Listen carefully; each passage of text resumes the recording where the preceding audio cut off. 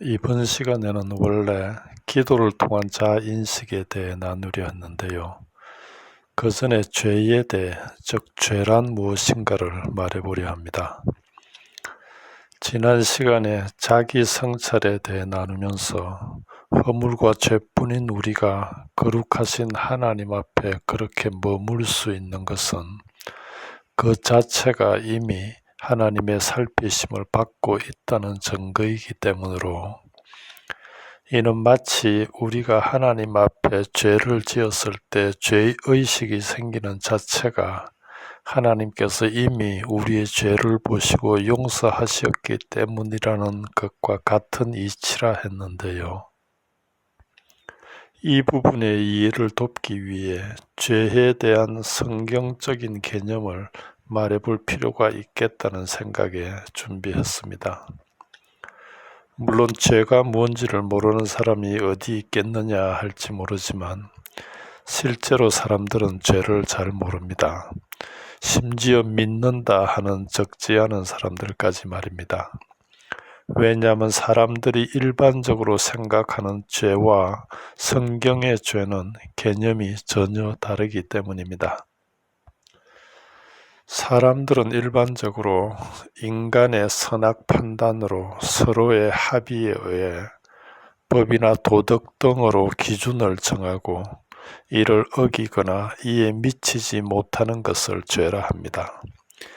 예를 들면 살인, 간음, 거짓말, 도둑질, 험담 등등으로 이런 짓은 사회의 질서를 위해서라도 하나님을 믿든 믿지 않든 사회의 구성원이라면 누구나 하지 말아야 합니다.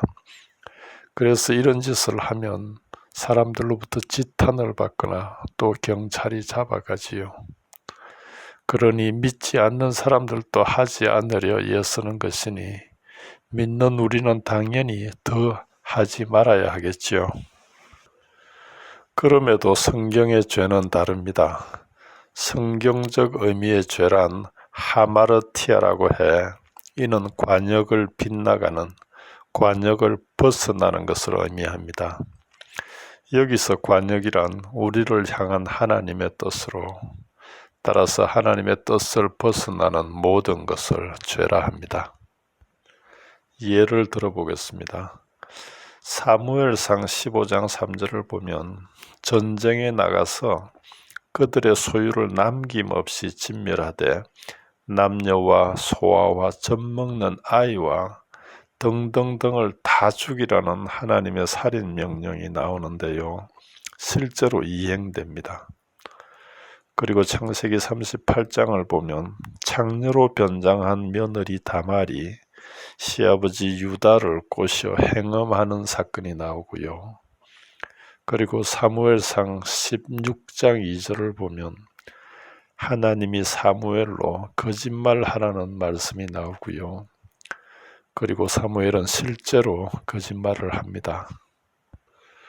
그런데 이런 살인이나 간음이나 거짓말 등은 인간의 사회법이나 도의적으로는 분명히 큰 죄지만, 그런데 성경은 오히려 이것들을 하나님의 뜻이었기에 죄가 아니라 의라 합니다. 오히려 전쟁에서 다 죽이라는 명령을 어기고 하나님께 제사 드리겠다고 실한 짐승 몇을 살려온 사울에게 하나님의 뜻에 대한 순종이 제사보다 낫다고 질책하시며 그의 왕권까지 박탈하십니다. 사람의 기준으로는 말도 안 되는 것 같지만 성경의 죄는 이렇게 하나님의 뜻과 관계되며 따라서 하나님과의 관계 속에서만 성립되는, 그럼에도 하나님께는 해당되지 않고 오직 인간에게만 해당되는 개념입니다. 그래서 우리 믿는 이들에게는 어떤 일에서 하나님의 뜻을 저버렸다는 것이 인지되면 죄의식이라는 것이 생기는데요.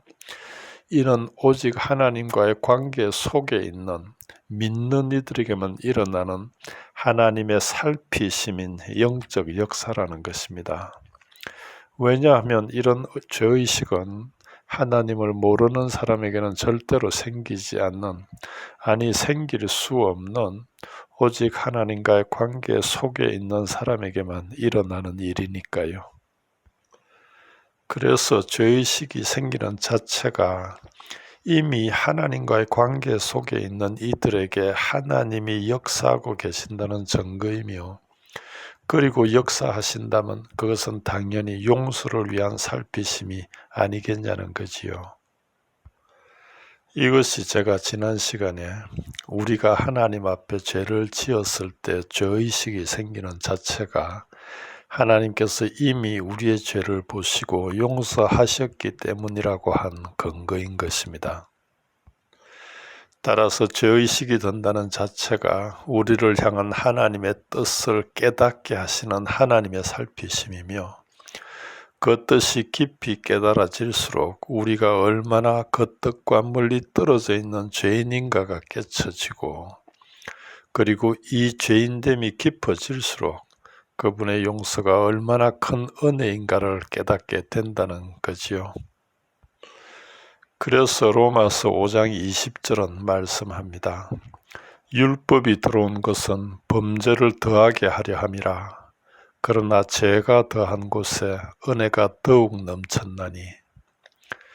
율법이 우리의 죄를 더 드러내려고 주어졌지만, 죄가 더 드러난 곳에, 다시 말해 우리의 죄인됨이 더 깊어진 곳에 하나님의 은혜가 더욱 넘치게 되었다는 말씀입니다. 저는 가끔 오늘날의 교회나 주위에 믿는다는 사람들을 보며 저들이 왜 저리도 외적이고 육적일까 생각해 보는데요. 그때마다 얻는 해답이 바로 죄에 대한 올바른 성경적 개념이 없기 때문이라는 것입니다. 죄란 하나님의 뜻과 관계되며 하나님과의 관계 속에서만 성립되는 개념입니다. 그러니 만일 우리가 하나님의 뜻을 제대로 깨닫지 못하고 하나님과의 실천적인 관계 속에 있지 못하다면 허물과 죄로 죽었다는 우리의 죄인됨도 성립되지 않으며, 우리도 마치 세상 사람들처럼 사회법이나 도덕 윤리 정도를 지키며 나는 죄를 짓지 않으며 그래서 꽤 괜찮은 사람이다 라는 생각으로 스스로 만족하며 살아가는 존재가 될 것입니다. 예수님이 이 땅에 오신 이유를 나는 의인을 부르러 온 것이 아니요 죄인을 부르러 왔노라 하셨는데요. 그렇다면 예수님이 십자가에 달려 죽으시면서까지 부르러 오신 죄인의 죄가 최소한 하나님을 모르는 사람들도 범하지 않으려 위해서는 살인하지 않고 간음하지 않고 거짓말 안 하고, 그래서 착하고 훌륭한 사람이 되고자 하는 등의 일반적으로 사람들이 알고 있는 그런 정도의 것이 아니지 않겠느냐는 말씀이지요. 다시 한번 죄란 하나님의 뜻과 관계되며 하나님과의 관계 속에서만 성립되는 개념입니다. 우리 모두는 죄에 대한 올바른 개념을 가져야 합니다. 이것이 틀어지면 모든 것이 다 틀어지니까요.